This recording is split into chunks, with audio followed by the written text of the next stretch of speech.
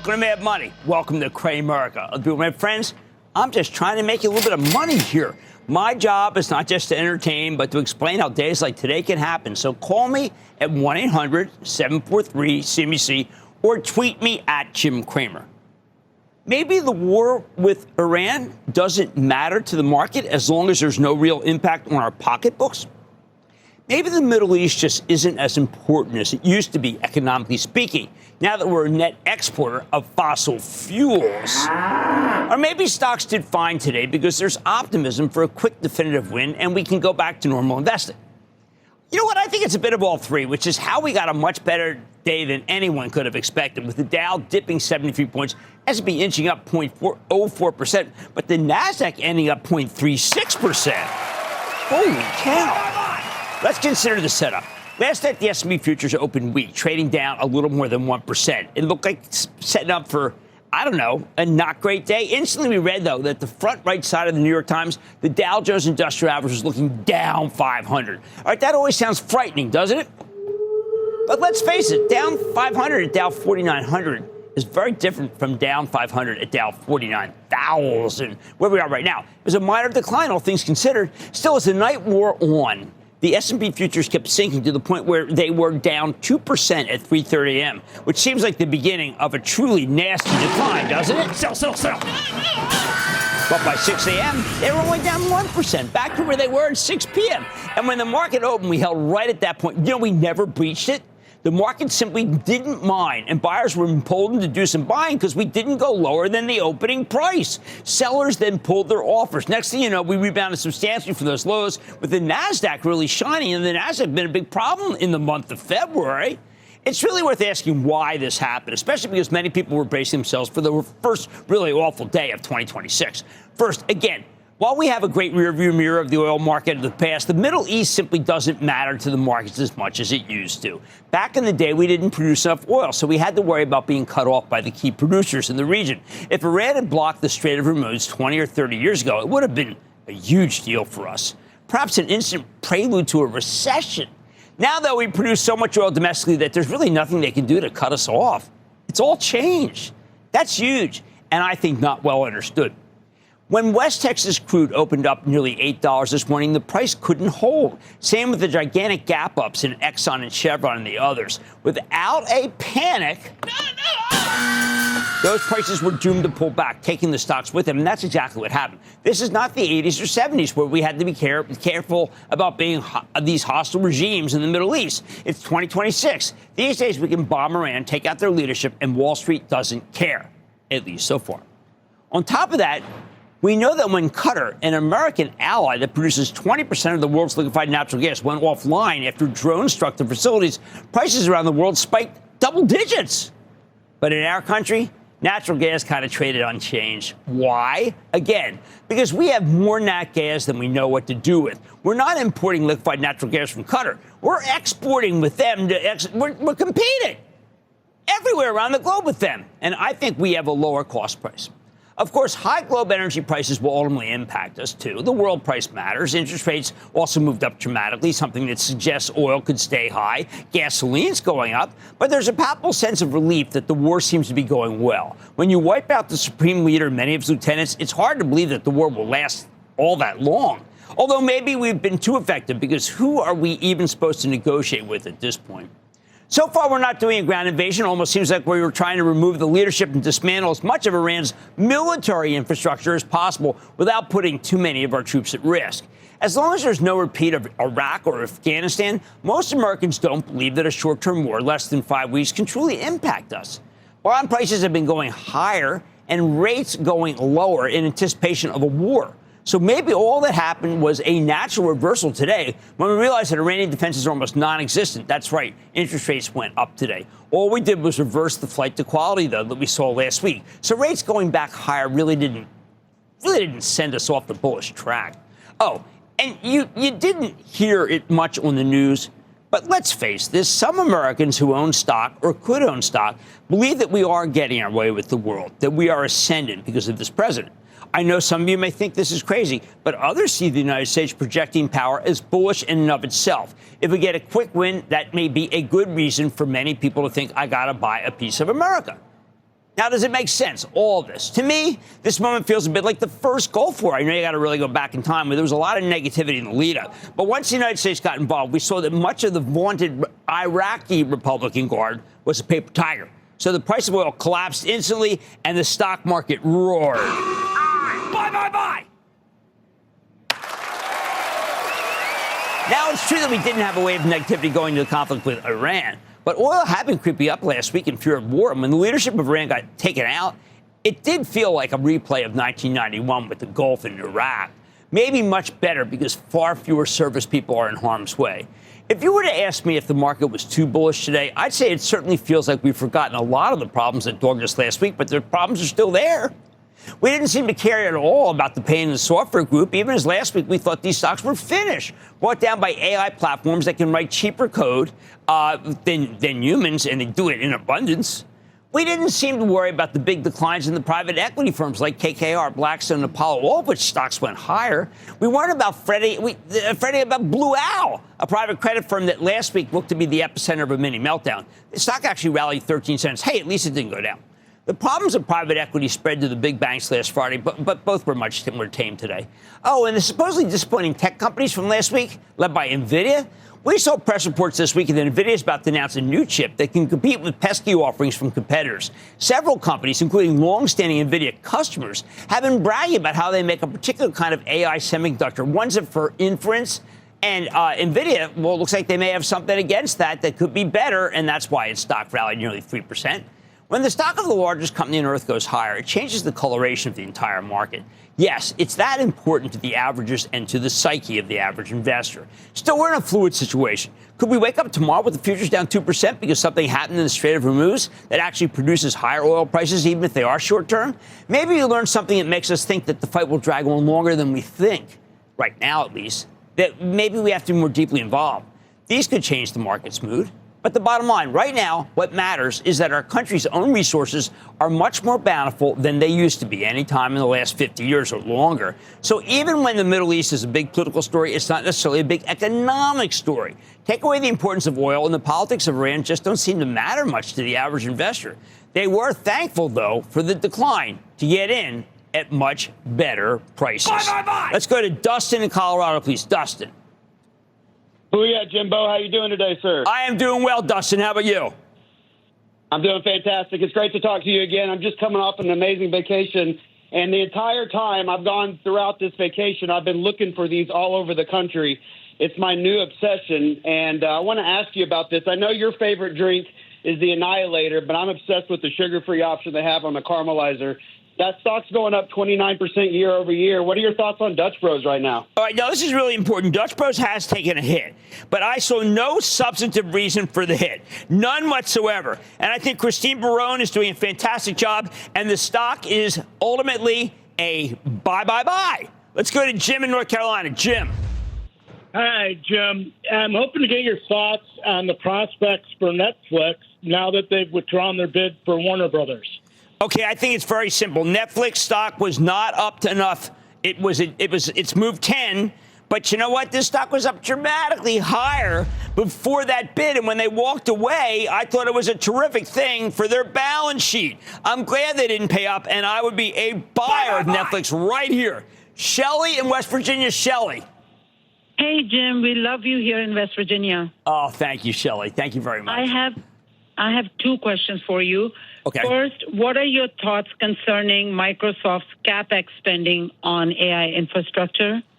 And my second quick question is Microsoft a hold right now? Because it doesn't seem to be moving. I'm very worried.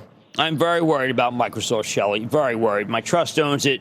I gave a big talk on Friday. I really wish you would join the club and listen to it, where I explain why I am very concerned about owning Microsoft and thinking that perhaps I should sell some, if not all. It would be a huge change for me, a gigantic change. And I want you to hear the reasoning from the call better than the truncated version right here. Right, these days, the Middle East is a big political story. It's not necessarily a big economic story. Take away the importance of oil, and the politics of Iran just don't matter very much to the average investor, who obviously came in and bought the opening. On Mad Money tonight, with energy-related stocks front and center today, I'm sitting down with diesel and natural gas engine manufacturer Cummins to get a read on what they're seeing in the space. Then February was a tough month for stocks, so what's on the horizon in March? I'm conducting a review of the best and worst performers so you can move forward with a clear head and research portfolio. I don't want you buying losers. And in times of global uncertainty, investors turn to gold and Bitcoin. So what's in the cards for the latter? We don't talk about it enough. I'm taking a closer look at the cryptocurrency that so many of you care about more than anything else. And stay with Cramer.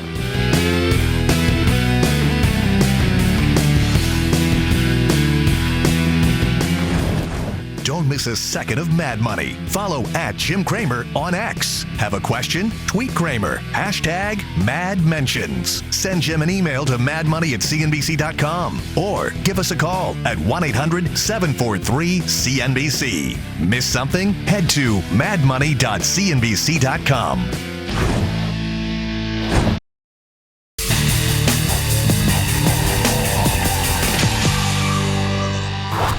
What do we do with the stock of Cummins, the maker of truck engines and power generators? It's up 47% in the past 6 months, nearly 14% year to date. Right now, the story here is the power systems and distribution business because Cummins is seeing incredible demand for diesel backup generators from all these new data centers. Stocks spent the past month trading sideways, drifting lower, but could it be ready for another leg up? And isn't there much more to this than the rest of the story, so to speak? Let's take a close look with Jennifer Rumsey. She's the chair and CEO of Cummins to find out. Ms. Rumsey, welcome back to Mad Money.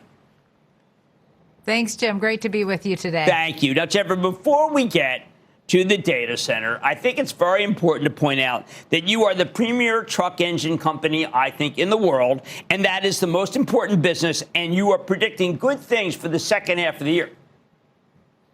Yeah, absolutely, Jim. You know, our over 100-year history got its start back in providing diesel engines for trucks. That continues to be an important part of our business, and we're anticipating that part of our business here in the U.S. to be flat to up 10%. So feeling cautiously optimistic about what's going to happen with trucks this year. And can you tell me, what do you think? Is it legislation? Is it just something you see from some of the transport companies you deal with that makes you optimistic when others that I find tend to think, oh, I don't know about this year? Yeah, well, you know, with the truck market is a cyclical market. We're coming off of a couple of years of being in the down part of that cycle. Last year, we saw an even deeper drop, and that was really amplified, I'd say, by uncertainty around regulation as well as tariff policy. As we're starting to get some more stability there and some signs of improved market conditions for those customers, we're optimistic and hopeful that in the second half of this year, we're going to see an increase in build rates and demand in that part of our market. Now, I, like many people, I don't want to say I'm addicted to the data centers, but I have to spend a lot of time thinking about them. And the data center revenue, first of all, I don't think people understand the full scope of what you have. So why don't you tell our viewers what the real strengths are that you have, particularly versus, say, some of the others who are doing yours, like Caterpillar, Genrac's trying to get in there. What's the secret sauce for Cummins? Yeah, so if you look at Cummins, we've actually been providing backup power for mission-critical applications for almost 40 years. So really our sweet spot and the place that we're benefiting in data centers today is backup power. We provide not only the genset, but we also design and manufacture key components like the engine, the aftertreatment, the alternator, the radiator, and we have a service channel. So we can provide the right product for our customers for backup power, as well as service and support globally, wherever they are in the world. And that's really provided tremendous growth for us as you see increased demand from data center customers on the back of growing need for cloud computing and AI. Well, I don't want to get ahead of myself because some could argue that it's really only about 10% of your business. But the growth of it is so extraordinary that if you take the vector, it's entirely possible that this time next year, we should be spending even more time about the data center. Do you think it can continue like that? Yeah, I mean, you're right, Jim. We've seen tremendous growth there. And while last year that part of our business was just over 10% of Cummins' global revenue of about $34 billion, we saw an increase from 24 to 25 of 35%. We're forecasting that part of our market to be up another 10 to 20%. That's for power generation, and a lot of that is the data center part of our power generation business. So up again this year. We are capacity constrained. We're taking orders out into 2028 and continuing to look at how do we optimize Cummins' position in that part of our market and really take advantage of what I think will continue to be a growth trend. Well, I know that when I was reading Mr. Will Trout, Vice President of Corporate Strategy, in a conference that he presented on February 18. He talked about the idea that you're not really sure yet whether you should be building out, whether you should expand. I mean, who knows what is going to happen? What do you think is going to, where are you leaning toward, or do we have to wait for the May investing conference? Yeah, well, we are always focused on disciplined, profitable growth for the company. So we evaluate our strategy. We look at the opportunities, the products that we have, the capacity that we have. And so we're being very thoughtful about what additional capacity investment makes sense. Are there any additional product investments that we want to make? As you noted, we have an analyst day coming up in May. We plan to talk more about that part of our business and how we see that evolving over time, as Cummins has done throughout our history, really being disciplined in how we look at those investments to make sure that we're getting good payback and making the right capital investments across our business is how we're approaching Excellent. it. Now, how about defense work? Where do you stand? Anyone who has defense work is really getting a lot of business right now. Yeah, I mean, like power generation, we have been providing engine solutions for defense applications for many years. It's a relatively small part of our business, but as you said, demand there is pretty good. So not at the size and scale as power generation for us, but certainly an important part of our business. Right. So what do you think is the real truth about hydrogen and what it can power and what it can't? Some companies are doing great with it, but I think it is very expensive. You know it's expensive, but some people still think it's the power solution of the future. Yeah, look, our fundamental strategy for our commercial and industrial markets is we want to invest in solutions that will meet our customers' evolving needs. Right. And Cummins has always grown by innovating to meet our customers' needs and using that to grow our business. And, we see over the long term, hydrogen may still play an important role in decarbonization. We made some tough decisions last year as we stepped back and looked at the electrolyzer part of our business, which was really focused on green hydrogen production. And with the reduction in incentives available to help that really nascent industry begin to grow and the reduced adoption rate, we've stopped new commercial activity in that part of our business. That was an adjacent growth opportunity for Cummins. Hydrogen's is going slow. We continue to think about it as a fuel of the future and pace investments in those technologies so that we're ready when and as our customers do. I know, because I saw the accelerator right down, and I'm so hopeful that it's like you. I'm hopeful that it's such a clean fuel, but I see that it's just not economic. The last thing I talk about is that some actually literally hedge fund managers are buying a lot of Caterpillar engines, and then they're saying, listen, if we string 1,000 of them together, we can power data centers. Is anyone trying to buy thousands of Cummins engines and actually power data centers? So as I said before, really our space in data centers is backup power. A data center needs nearly 100% power reliability. They can't afford any power outages. The diesel genset may be as a short-term solution, may make sense, but as a true replacement for the grid is probably not the solution that they're going to choose. I had to ask because everybody's trying to be so darn creative about these things. I thought someone might be trying to do backup generators string together, but I think the people are getting a little more commonsensical. That's not a way to go. I want to thank Jennifer Rumsey, Cummins Chair and CEO, on the great performance you've had. Terrific to see you. Thank you, Jim. Thank you. Thank you, Jim. Everybody's back after the break. Coming up, February may have been a rough month for stocks overall, but there were still more than a few individual winners out there. Cramer's ranking the top 10.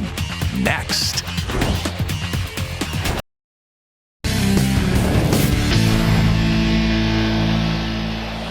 After an eventful weekend, it seems pretty clear that March is going to be very different from the month of February.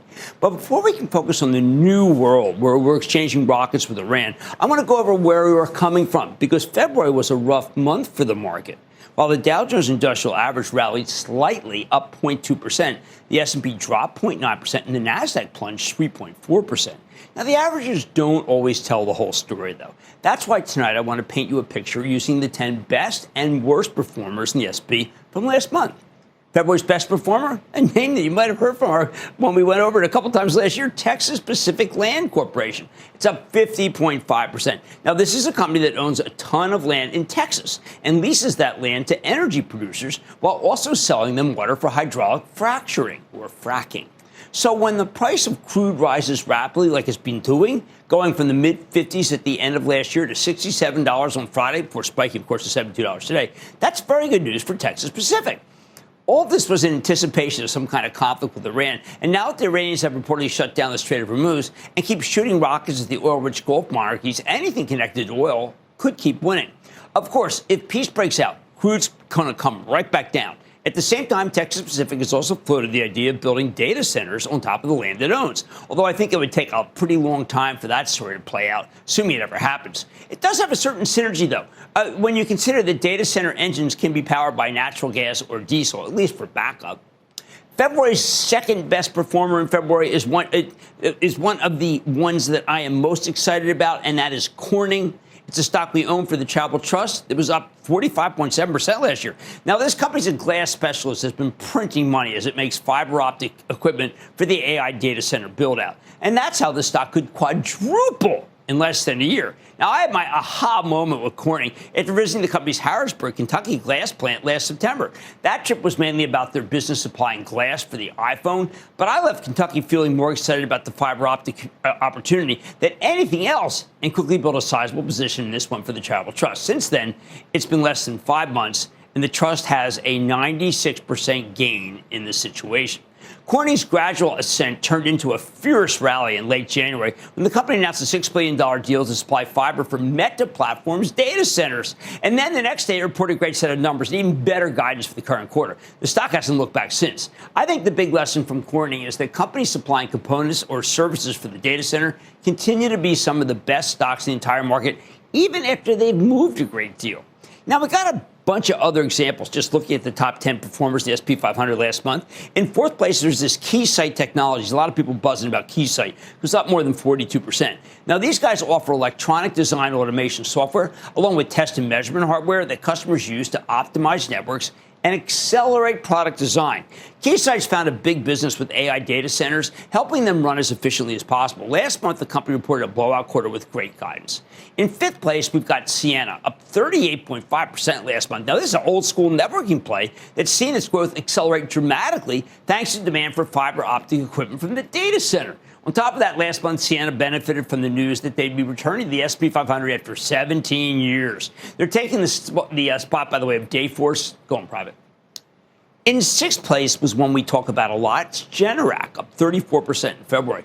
This maker of backup generators and other energy equipment, like home solar and battery storage solutions, actually turned in a weak fourth quarter early last month, courtesy of a light hurricane season in the fall. But it also offered a strong outlook for 2026, in part. That's because Generac's got a fast-growing business selling, industrial-scale generators as backup power for the data centers. But the stock's also been helped by the severe winter weather we had held throughout. We had much through the country. It was pretty much everywhere. Many areas have more ice and snow and saw prolonged power outages, likely motivating a lot of people to say, listen, you know what? We're going to pull the trigger on home generators, Generac's bread and butter. In seventh and eighth places, we've got two semiconductor-related names, Teradyne up 32.8% and Qnity Electronics up 31.8%. Teradyne is a semiconductor test and measurement play, while Qnity Electronics is a recent DuPont spinoff, another big charitable trust holding, makes materials that are used to produce semiconductors, including some of the most advanced chips out there. While many areas of tech are suffering, the semiconductor complex has been doing terrifically. In fact, Qnity has become one of my favorite new stocks. Long buried within DuPont and underappreciated, this business is finally getting the attention it deserves as an independent entity that's in the materials business. Last week, the company reported a blowout quarter. It's been an incredibly successful breakup for Qnity. Also has been for DuPont, which has been performing very well since the spinoff. That's legacy DuPont. Next up, the S&P's 10th best performer was another data center play with a fantastic bang-up quarter just last week, Dell Technologies, up 29.4%. Now, this stock had been steadily sinking lower throughout the last fall and into the new year, as Wall Street thought they'd be crushed by skyrocketing memory and data storage costs. But last week, Dell shocked Wall Street with a huge fourth quarter beat, driven by strong AI product sales and far better than expected margins, because they were able to pass on their own cost increases to their customer base. Dell's got a huge backlog, and they have a very bullish outlook for the full year. It was a great conference call, which is why the stock soared nearly 22% on Friday alone. Very confident. Now, there were a couple non-data center stories, too. The third best performer in the S&P last month was DaVita. It's a medical technology company best known for its kidney dialysis machines. It had a terrible year in 2025, down 24%, but they reported a terrific quarter last month, and the stock caught fire, which is how it finished February, up 43%. Haven't seen that stock do that well in this long. As was the case with Dell, I think this was a situation where the analysts and the investors simply got too negative about the story. So when it turned out that things weren't as bad as they thought, the stock soared. Finally, in 10th place, there's Howmet Aerospace again, or as I call it, How I Met Your Mother. This stock's outperformance is nothing new. I've loved Howmet for ages, and it is now up more than 800% over the past 5 years. That includes a 26.2% gain last month. This thing has no quit in it. Nothing surprising here. The aerospace bull market remains fully in place. Really, the whole aerospace and defense complex looks terrific right now. Here's the bottom line. When you look at the S&P's top 10 biggest winners from last month, you find a lot of data center suppliers, some energy stocks, a little aerospace, and one med tech play. Stick around after the break, and I'll paint you a picture of what's not working with the 10 biggest losers. Okay, let's go to Stafford in California. Stafford. Hey, Jim, how you doing?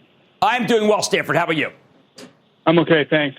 I want to get your thoughts on Lockheed Martin. Okay, we know we have a difficult world. We know that they are a big supplier to the Defense Department. We know the Defense Department doesn't have enough weapons. So the answer is Lockheed Martin is still a winner even up here. Let's go to Susie in California. Susie. Hey, Jim, thank you for a variety of information you share with us. We feel blessed. Thank you. Oh, thank you. Thank you, Susie. Really, seriously, man, I love you. Today I want to talk about a financial stock that you highly recommended. I noticed that Barron's reported as of last week that bank brokerage and wealth management stocks are slumping, obviously, as investors are worried about disruption from AI and the potential ramifications of resurgent inflation. Reading this, obviously, easier. No, it's all right. Along with the reports of regarding private credit exposure, which, by the way, I'm hearing a lot about on CNBC. So currently, 16 analysts have as a buy, and as of January, even though the stock's at 195, Truist Securities, Barclays, and PTIG have it at 277. Fortunately, it's at 195. I realize you can't predict how the stocks will do, but you like this stock. And to me, the most important is what you think it will do, when it will recover, and why it will recover. I'm talking about Capital One. Capital One. Okay, so here's the problem with Capital One. It was flying, and then the president decided, listen, we ought to cap interest rates. Now, I don't think that's going to happen, 10% cap. That would be bad for Capital One. Then that shot the stock down, and then this piece last week that we read about how, credit cards aren't going to do well in the new world with a lot of AI. That made no sense to me. Capital One is Richard Fairbank. He's going to integrate Discover, and that's what matters. It's the internal aspect of Capital One that I like. I think credit's much better than we thought at this point last year. I don't see there's anything wrong with this stock other than it is really one wild trader. Stick with it. We bought some back that we sold much higher last week. That's the right trade. The winners in February were largely data center related and energy related. We'll see if that trend continues in March. Now, much more Mad Money ahead. I'm digging into the 10 worst performing stocks in February and analyzing what went wrong. Then could Bitcoin finally be poised for a comeback? I'm going off the charts to find out. And all your calls rapid fire tonight's edition of the Lightning Round. So stay with Cramer.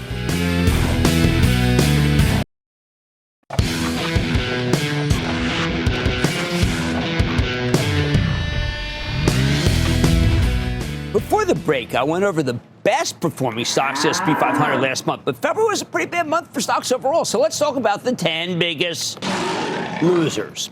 I think they tell an important story. Well, two stories. First, the enterprise software and professional services stocks have just been crushed by AI displacement worries. Let's say somewhat reasonable. I don't know. It's too early.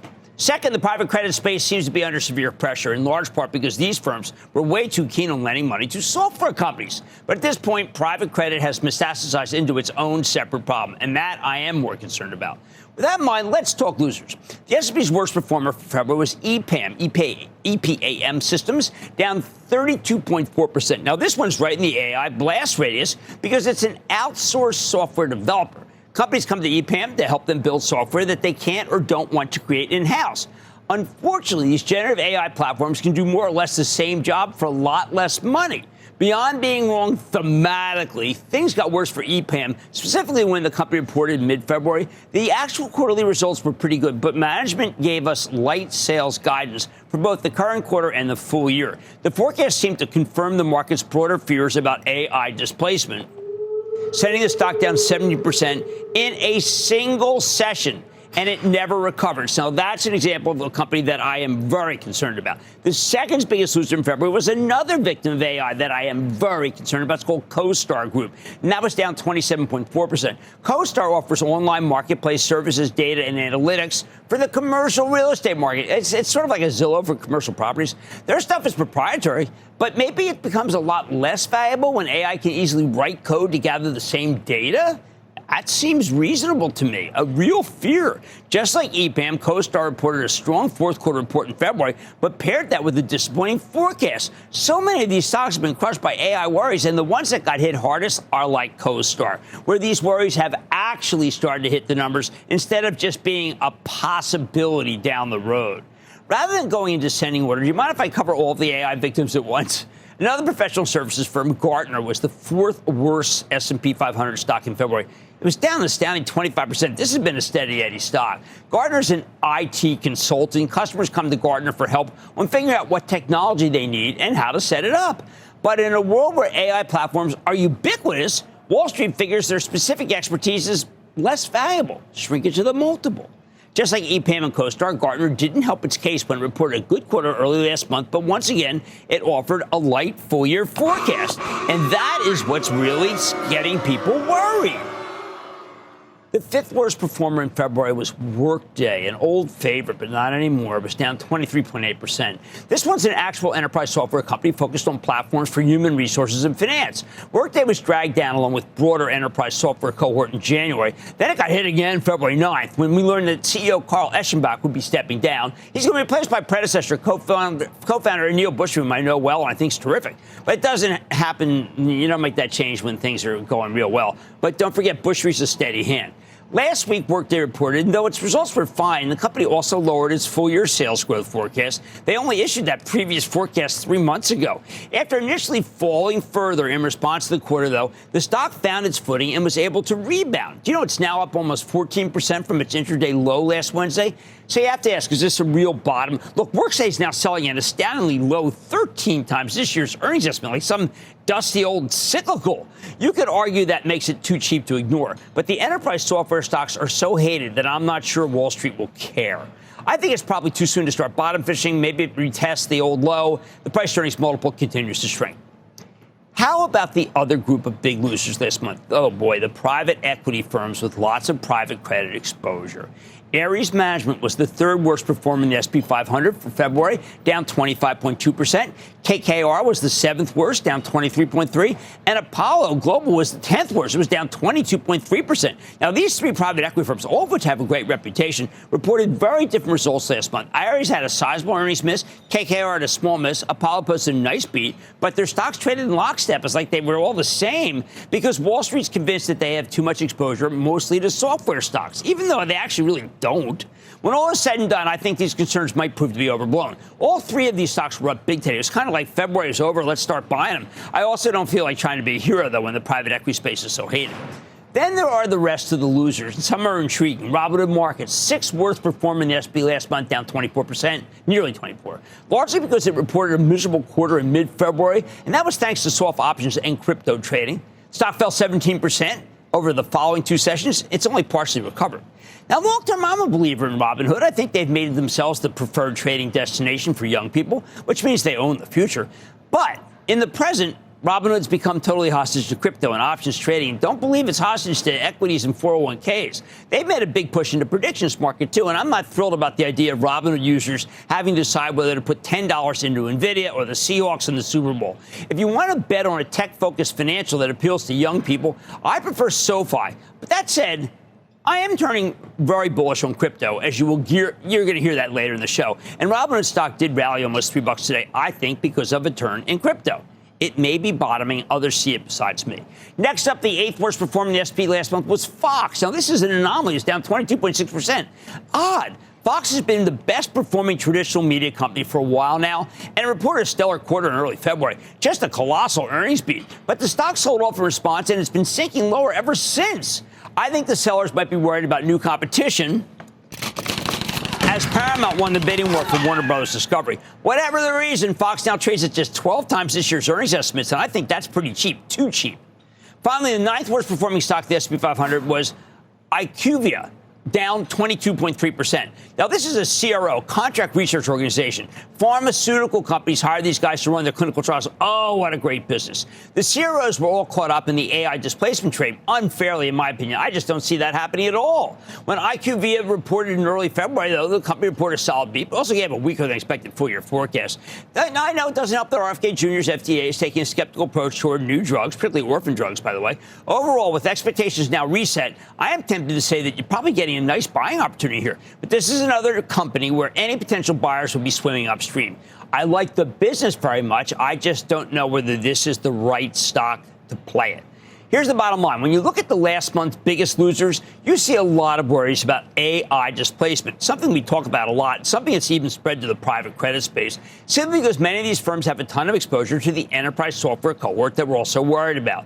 Will the losers keep losing? I think March will be very different from February, unless peace breaks out with Iran. But if you're hoping for a rebound from last month's hardest hit stocks, I think it's kind of a little bit of bounce here, and then don't hold your breath. Mad Money's back after the break. Coming up, you've got questions, Cramer's got the answers. Get charged up for a fast-fire lightning round. Next.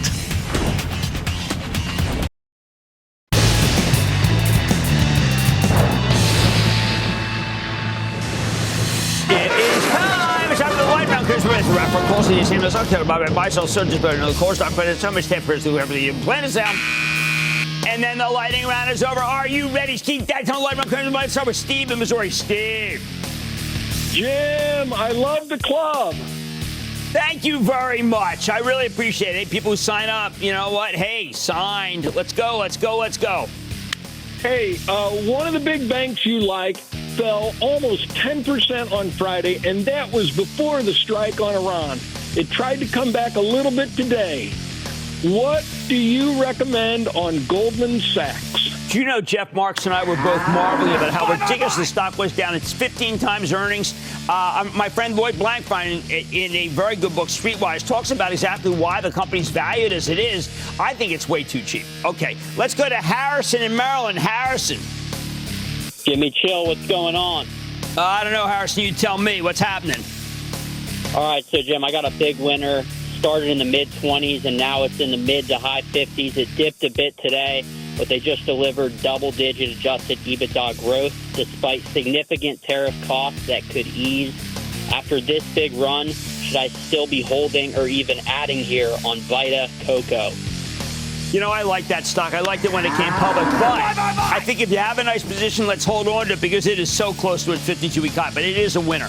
Let's go to Michael in California. Michael. Thank you, and thanks for having me on. What are your thoughts on Regeneron? Oh, man, you know what? I should have pulled the trigger on Regeneron when I sat down with them at the J.P. Morgan conference. I realized that Charles Trust should have owned it. It would have been a much better, really much better drug stock than the others that we have, with the exception of Eli Lilly. Let's go to Sari in Illinois. Sari. Booyah, Jim. Booyah. Thank you for taking my call. I'm a second-time caller and love your show. I bought shares of Fortune Power Solutions, symbol FTS, on its opening February 5th. This is another one of those incredible stocks. It's electrical distribution, it's components, it's data center. I got to do a piece on Fortune. I got to do a separate piece on that. That's how good that stock is. Thank you for bringing it on the show. I needed it front and center for me. Let's go to Debbie in Georgia. Debbie. Hey, Jim. First, real quick, thank you for all you do. And I don't want to take too much time with that because I know it's your lightning round. All right. I'll move on, but thank you. Okay. So I have owned this stock since 2020. I have taken a ride down and a ride back up, and I rang the register, and I got back my initial investment. However, would you consider NP Materials to be a spec at this point, or does it have some long-term growth potential? No, I think it does have long-term life, in part because the president has pretty much just said, you know what, we're not going to let this one go away. It's too important to the country. Let's not forget that. And that, ladies and gentlemen, is the conclusion of the Lightning Round. Coming up, has Bitcoin finally hit its bottom? Cramer's checking out the embattled cryptocurrency to decide if the moment has at last come to buy back in. Next.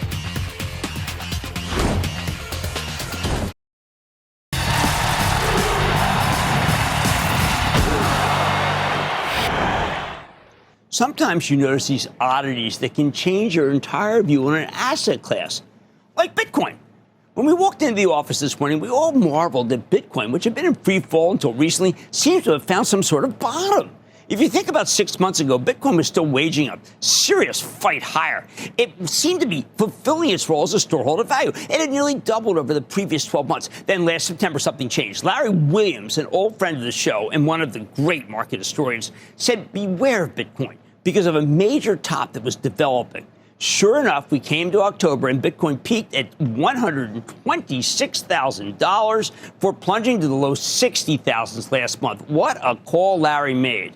I bring this up because this very morning, Larry sent me an email saying, hey, you know what? It's time for Bitcoin to blast off. Just as it was overvalued when we called the top in September, he now thinks it's undervalued, particularly versus gold, which does matter tremendously. Okay.